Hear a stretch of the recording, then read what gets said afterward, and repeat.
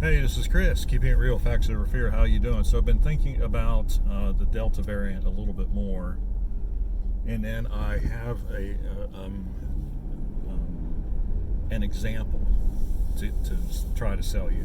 I'm not trying to sell you anything. I'm just a way to visualize what's going on with the coronavirus right now. So the first part of it is that I don't really believe that the current situation that we find ourselves in really has a whole lot to do with the fact that the Delta variant is more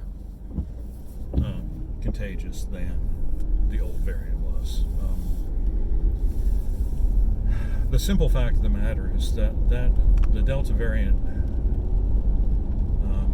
first appeared in the United States in February, and it has now taken it March, April, May, June, July, 5 months to become the dominant strain of COVID-19 in the United States. And it just seems to me, and I'm just trying to, as usual, just trying to apply a little logic to the situation.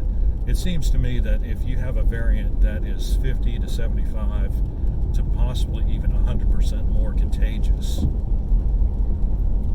than the original variant was, I really don't think it would have taken that long for that variant to become the majority variant.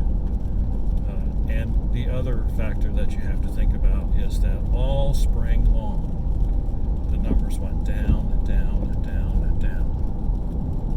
And so I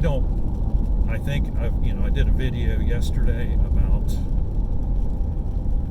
the real reason that we're in this situation is because the people are traveling. It's vacation time, and it's not exactly like Thanksgiving or Christmas, but it's more of a long sustained kind of movement and intermixing of people.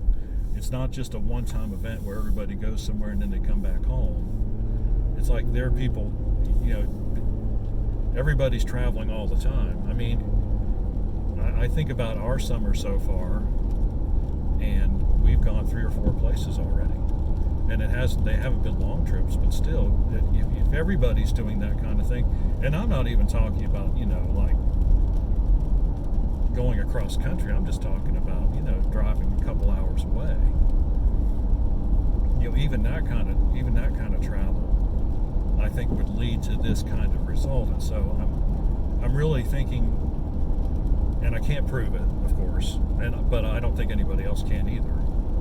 But I think the travel reason is a much better than the contagiousness reason. I can barely speak this morning. I'm sorry. So I wanted to give you so that's pretty much that. So wanted to give you an illustration of what's going on here. If any of y'all have ever been around a campfire, let's say, or fire in your wood stove, or wood stove's not exactly right. Fireplace would be better.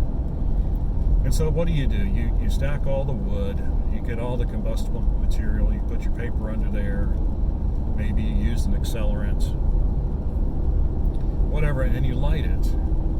And it takes a little while to get going, and so that's the way this virus has acted, has it not? I mean, it came over, and it didn't. We had all those reports of all those deaths in the Northeast, and it made it seem like it was just like wildfire, but it really wasn't. It was bad because of all the people who were dying from it, who were in nursing homes, but it wasn't really spreading all that rapidly. It didn't really get traction for another 5 months, and then as that fire really got started, and you know what I mean when a fire gets a nice roaring fire, and you can't sit next to it anymore. It's too hot, and so that fire, and it starts consuming all the wood, and you get whatever length of burn that you get, and then what do you notice? Well, it starts to go out. The fuel starts to run out. The available surface area of the wood gets smaller and smaller, and then finally, it's almost not even. I mean, it's just some embers, right? And so that's, that in a nutshell is what happened. We started out with this pandemic, and it started out slowly, and it just built and built, and it took a while. But a fire does take a while to get started if you're using like logs or big chunks of wood. And then finally, it reaches full fury in January, and then after that, the fire started to go out. And of course, I realized we had the vaccines too, but I think regardless of, much like I think travel is what's driving this current situation, I think the general lack of travel, lack of intermixing during, basically during January, because basically what happened in the middle of January was the leftover effects from the Christmas holidays and New Year's. And so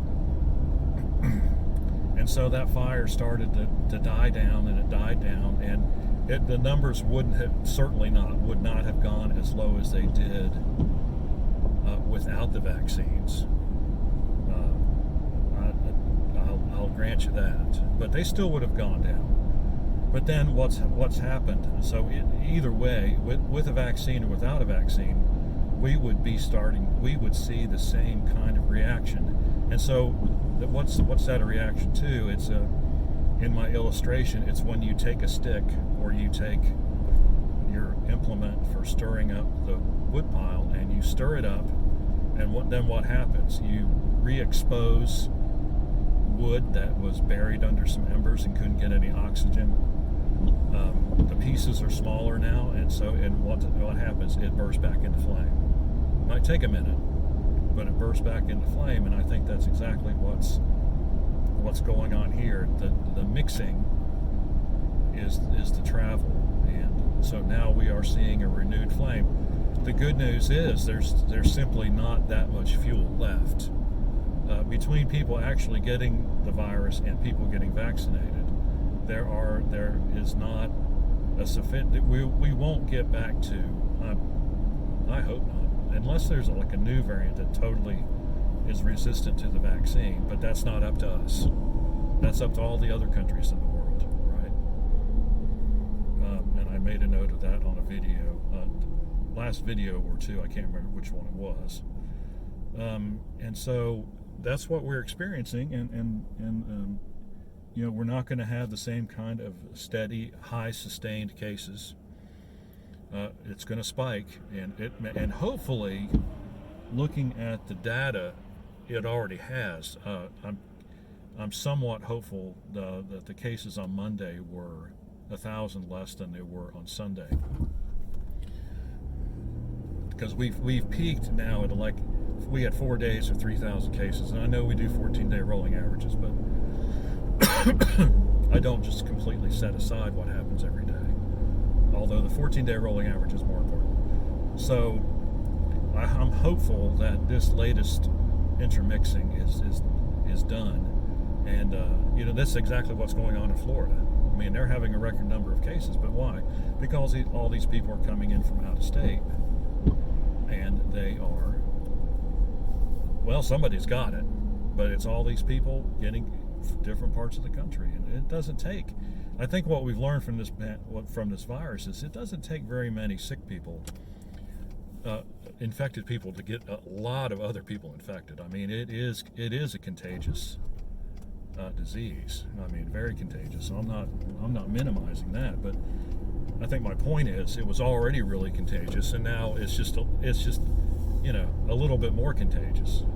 But it's really the people moving around that is really doing the trick, and that's why we've got all of these cases. And so I just wanted to run that by you. I like to think about things like this. I still believe that the greatest driver of this pandemic is human behavior, and that human behavior at a large scale can be predicted. And if I had thought about it, even just for 5 minutes, I would have realized that the low numbers we had about a month ago were not going to last. But I thought the herd immunity figure was a lot lower than it actually probably is. It's probably, I've redone my chart, and I'm just going to wait a couple more days to publish that because I just want to see where the numbers are going. But it seems to me like herd immunity is probably. I changed my proposition to that it's 80% instead of 70%, and I think that may be closer, and it may be higher than that. But time will tell, right? Anyway, just wanted to run that by you. Got any questions or comments, leave them in the section below. Like and subscribe. We appreciate when you do. We'll see you on the next thoughtful video.